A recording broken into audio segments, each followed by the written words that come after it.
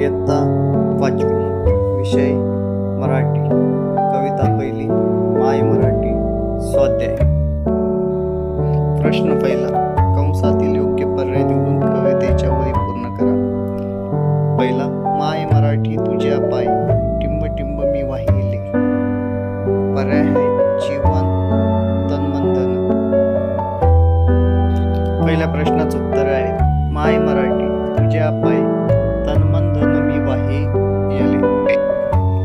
प्रश्न दुसरा, तुझे झरे अन तुझी, टिंब टिंब वास तुझा, जनलोक तुझा. उत्तर आहे याचे तुझे झरे अन तुझी पाखरे, वास तुझा, जनलोक तुझा. प्रश्न दुसरा, 1-2 शब्दात उत्तरे लिहा.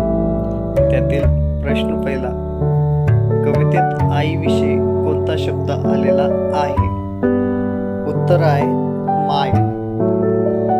प्रश्न दुसरा, कवयित्री कशाची माला गुंफणार आहे? उत्तर आहे चांगल्या अर्थाची, लाजऱ्या गंधाची, नवलाईच्या रंगाची व मधुर शब्दांची. प्रश्न तिसरा, कवितेत आलेल्या जनलोक या शब्दाचा अर्थ काय? उत्तर आहे माणसे. यातील प्रश्न चौथा, माय मराठी या कवितेच्या कवयित्री कोण आहेत? तर उत्तर आहेत संजीवनी मराठे. प्रश्न तिसरा, खालील वळीचा तुम्हाला समजेल अर्थ लिहा. तुझे चालणे, तुझे बोलणे, दाखव मजला रीत तुझी. जे ओटी ते पोटी, असली शिकवण मजला प्रीत तुझी. उत्तर, तुझ्या चालण्याची, तुझ्या बोलण्याची पद्धत मला दाखव. जे पोटात असते तेच ओटात येते, असले तुझे प्रेम मला शिकव.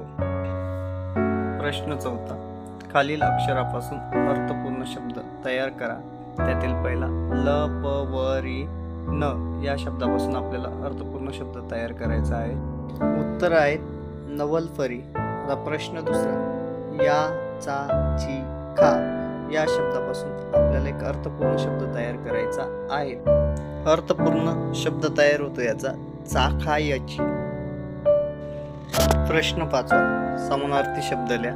पहिला माय, मायचा समानार्थी शब्द आहे आई. दुसरा आहे शरीर, शरीरचा समानार्थी शब्द आहे तन. तिसरा आहे अखंड, अखंडचा समानार्थी शब्द आहे संपूर्ण. चौथा आहे गंध, गंधचा समानार्थी शब्द आहे सुवास. प्रश्न 6, कवितेत शेवट समान असणारे शब्द लिहा.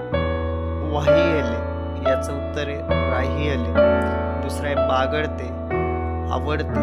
तिसरा आहे शब्दांची, रंगांची. चौथा आहे आई, अंगाई.